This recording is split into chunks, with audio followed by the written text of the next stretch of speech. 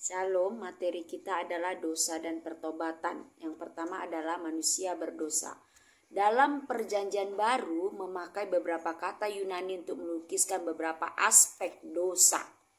Yaitu ada beberapa aspek dosa, antara lain 1.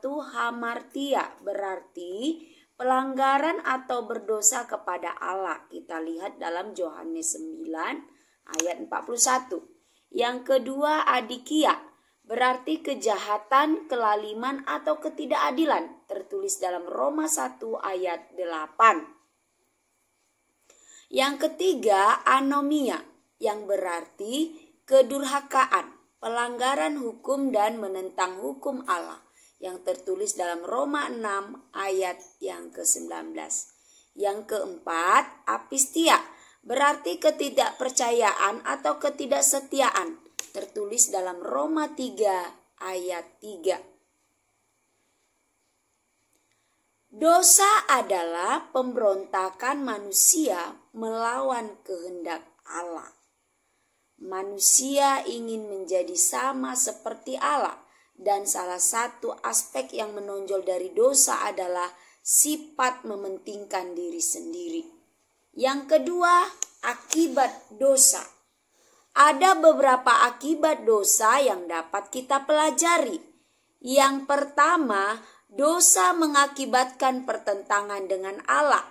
Setelah Adam dan Hawa berdosa, mereka tidak dapat bertemu dengan Allah. Buktinya ketika mereka mendengar suara Allah, mereka ketakutan lalu bersembunyi. Yang kedua, dosa mengakibatkan konflik dalam diri sendiri. Seperti racun yang mematikan, dosa meracuni seluruh sistem dalam tubuh kita. Hati kita menjadi ternoda oleh dosa dan sifat alami menjadi rusak. Yang ketiga, dosa mengakibatkan konflik. Ketika dosa berkuasa dalam hidup kita, hubungan kita dengan sesama dan alam dan ciptaan lainnya menjadi rusak. Konflik terjadi di rumah tangga, masyarakat, dan di antara bangsa-bangsa.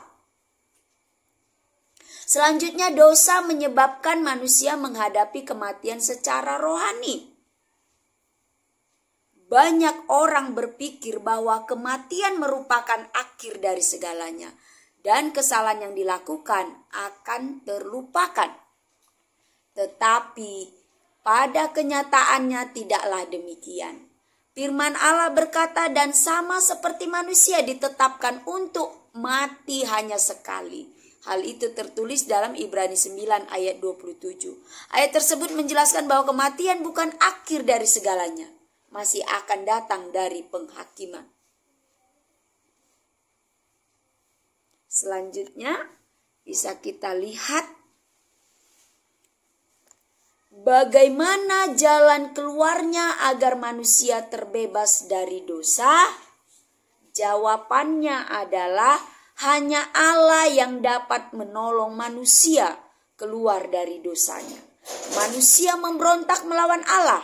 Maka hanya Allah yang dapat memadamkan pemberontakan itu melalui pengampunan dan keselamatan dalam diri Tuhan kita, Yesus Kristus.